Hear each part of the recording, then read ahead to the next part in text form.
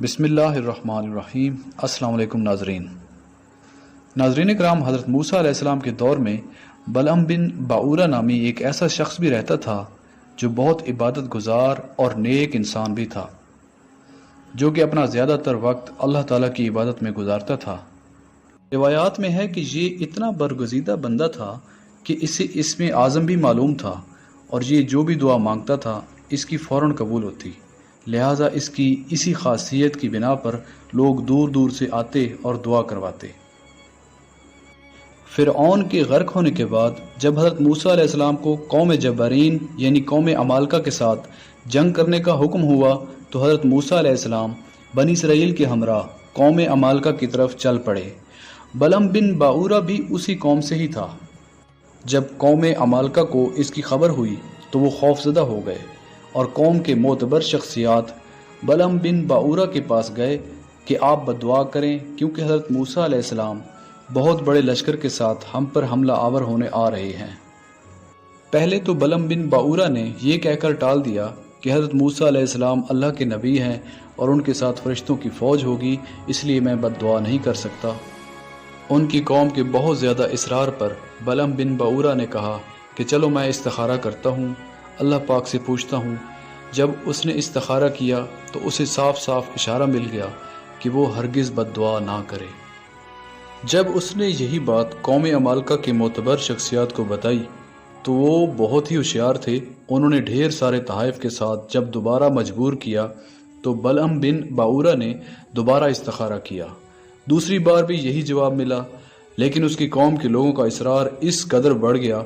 اس کی قوم نے اس سے کہا کہ آپ کو اگر بددعا سے منع کیا جاتا تو آپ کو پہلے ہی روک دیا جاتا۔ ناظرین، قوم عمالقہ جب مایوس ہوئی تو انہوں نے بلعم بن باعورہ کی بیوی سے اصرار کرنا شروع کر دیا۔ بلعم بن باعورہ کی بیوی، جو کہ بہت ہی خوبصورت کم عمر بلعم بن باعورہ کی لاڈلی تھی، بالآخر اس کی بیوی کے اصرار پر بلعم بن باعورہ راضی ہو گیا۔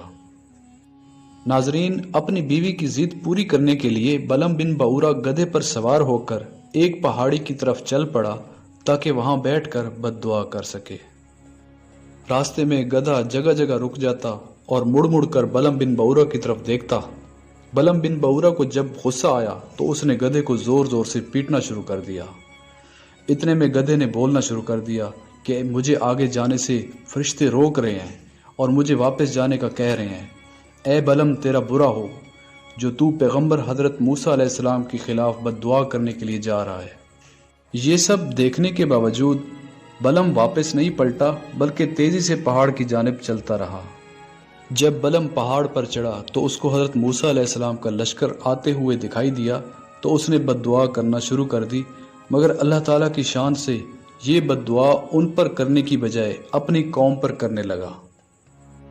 وہ جب اپنی قوم کی فتح کی دعا مانگتا اس کے منہ سے بنی اسرائیل کی فتح کی دعا نکل جاتی۔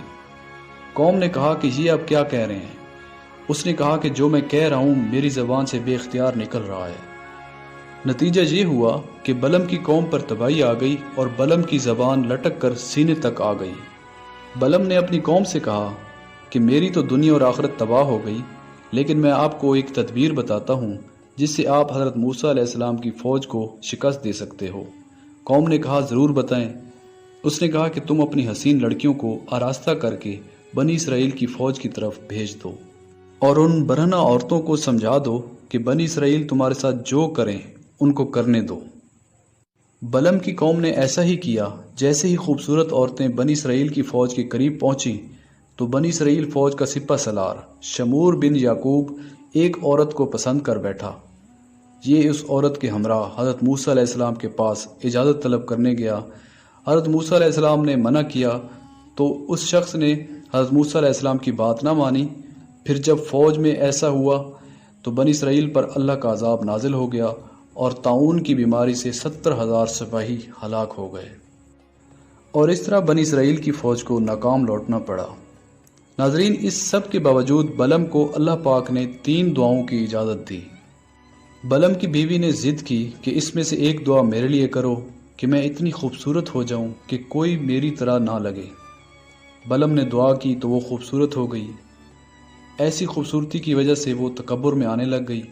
قوم کے دوسرے مرد اس کی طرف جھکنے لگے اور یہ بھی مائل ہونے لگی۔ بلعم نے جب یہ دیکھا تو غصے ہوا اور بد دعا دی کہ یہ کتیا بن جائے۔ پھر اگلی صبح وہ کتیا بن چکی تھی۔ پھر لوگ جب مذاق اڑانے لگے تو بلعم کے بچوں نے بلعم سے اصرار کیا کہ ہمیں شرمندگی ہوتی ہے، ہماری ماں کو پہلے جیسی حالت کے لیے دعا کرو۔ تو اس نے تیسری دعا بھی ضائع کر دی۔